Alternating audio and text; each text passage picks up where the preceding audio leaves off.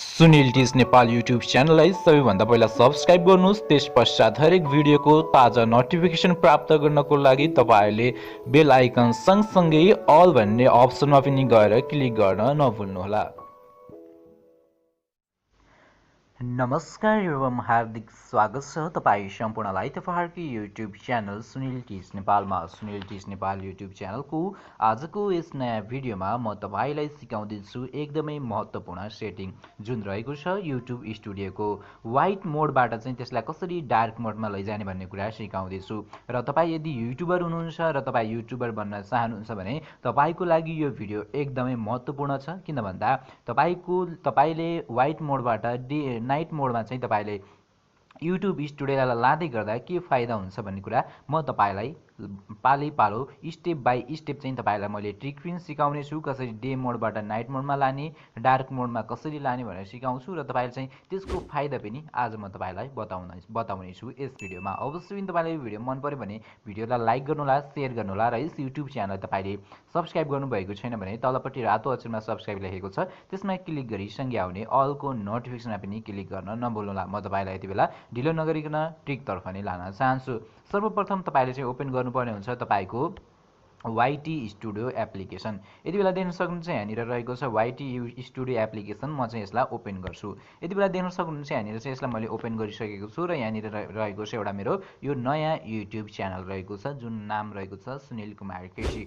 हो। यो युट्युब च्यानलको अब यति बेला देख्न सक्नुहुन्छ यो चाहिँ एकदमै तपाईको यसको चाहिँ ब्राइटनेस एकदमै बढी छ। यसले चाहिँ तपाईको आँखालाई चाहिँ असर गर्छ।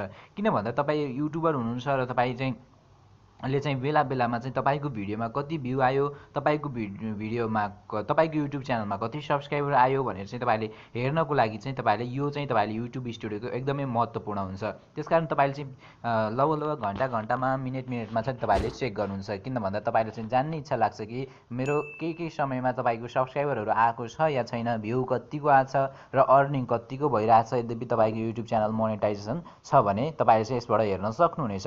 र अब चाहिँ तपाईले यो व्हाइट मोडमै हेरिराख्दा चाहिँ तपाईको आँखालाई चाहिँ एकदमै असर गर्छ र तपाईले चाहिँ यसलाई डार्क मोडमा लानुभयो भने तपाईले चाहिँ तपाईको सजिलै तपाईको आँखालाई चाहिँ कमजोरी बनाउँदैन, कुनै पनि हार्म गर्दैन, तपाईको आँखालाई असर गर्दैन।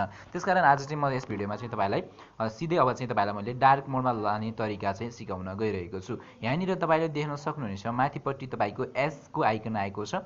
यो एस को आइकनमा चाहिँ तपाईले सिम्पली क्लिक गर्नुहोला। यहाँनिर देख्न सक्नुहुन्छ एउटा 0 छ, एउटा चाहिँ एस रहेको छ जुन रहेको छ युट्युब च्यानलको प्रोफाइलको आइकन।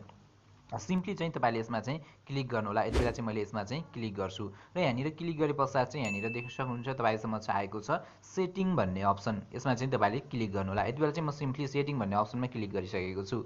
अब चाहिँ यहाँनिर तपाईले देख्न सक्नुहुन्छ तलपट्टि डार्क थिम भनेर यहाँनिर आइसकेको छ।